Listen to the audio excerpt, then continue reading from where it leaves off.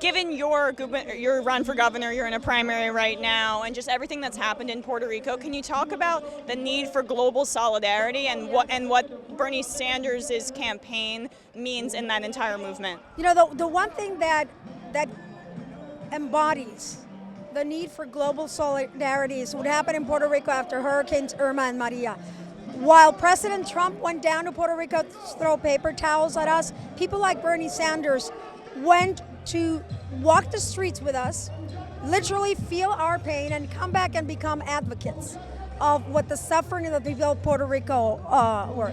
Yesterday, the chief of staff of President Trump referred to Puerto Rico as that place. Well, you know, we come from that place where people are courageous. That solidarity also talks about tackling common problems. We all want our kids to go to college and not have to depend on whether they have the money. As a mother, I want every mother and every father to be able to take their child to the doctor and not think that they're going to go bankrupt. Buy insulin, for heaven's sake, without having to decide whether you pay for energy in your home or pay the rent or take care of your child's lives. The reason why it's been done here, this is the largest public housing project in the United States. It's important that people have appropriate housing, affordable housing, and Bernie has been bold and uncompromising and fearless about taking on those that say that things can stay the same or that there is time for baby steps. There is no time for middle ground or baby steps on climate change.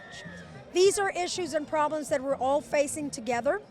I'm 56 years old, so my generation kind of screwed things up a little, but we have to be part of that solution. That solidarity goes all the way from Puerto Rico to Hawaii, from Alaska to Georgia. I cannot tell you how hot it's going to get.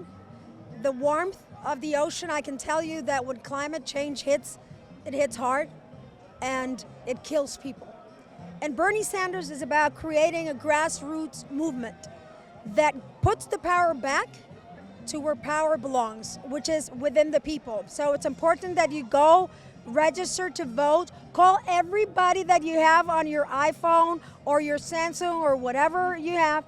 Download the Bernie app and make sure that you participate in this campaign. This is what is most important for Bernie Sanders.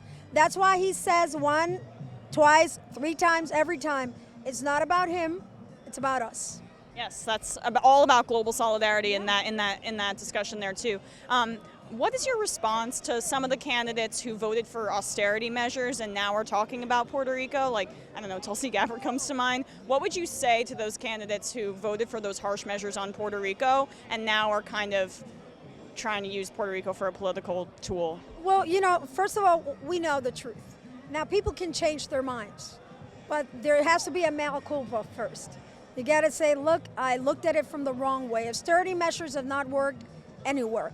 Tomorrow, I'm leaving tonight, and tomorrow I'm going to be in Old San Juan protesting because our pensions for the people that receive pensions are being reduced even further. $70 million less for the University of Puerto Rico, which has 11 campuses around Puerto Rico, and about half of them are expected to close. The austerity measures have also hit municipalities. It is expected that about 40 municipalities may not be able to provide services. So, you know, Mandela used to say it's not about the political calculation, it's about the human calculation, which is why I support Bernie Sanders.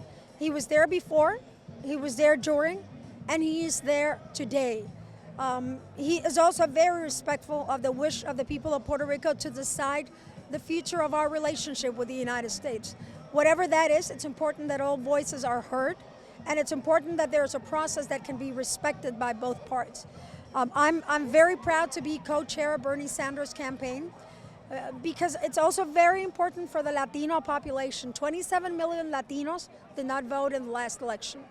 You know, we should not spend a lot of time, but it falls that we must understand that President Trump is a racist, is a sexist, is a xenophobe. He calls Mexicans criminals and rapists. He calls Puerto Ricans corrupt. And what he's doing is that he's trying to divide people.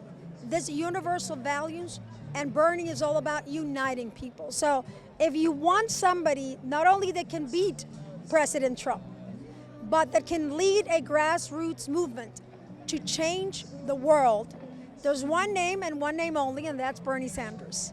And really quickly, lastly, how does your position as co-chair of Bernie Sanders' campaign connect to your run for governor of Puerto Rico? What are the values, beyond the ones that you've just discussed, that are interwoven there?